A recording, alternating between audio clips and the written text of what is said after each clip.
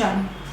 કોટેશ્વર વિસ્તારમાં ગઈકાલે રાત્રે લગભગ 1 વાગ્યાના આસપાસ અચાનક આવેલ તોફાને ભારે નુકસાન સર્જ્યું છે। અચાનક વધેલી પવનની તીવ્ર ગતિ, ગાજવીજ અને ઝાપટા સાથેના કમોસમી વરસાદને કારણે દરિયાકાંઠે લંગર કરેલી માછીમારોની બોટ એકબીજા સાથે વારંવાર અથડાતી રહી હતી, જેના પરિણામે અનેક બોટ તૂટીને ચકનાચૂર થઈ ગઈ છે। સ્થાનિક માછીમારોના જણાવ્યા મુજબ તોફાન એટલું અચાનક અને તીવ્ર હતું કે બોટને સુરક્ષિત સ્થળે ખસેડવાનો સમય પણ મળ્યો ન હતો। દરિયામાં ઊંચી તરંગ અને જોરદાર પવનને કારણે બોટને નિયંત્રિત કરવી લગભગ અશક્ય બની ગઈ હતી।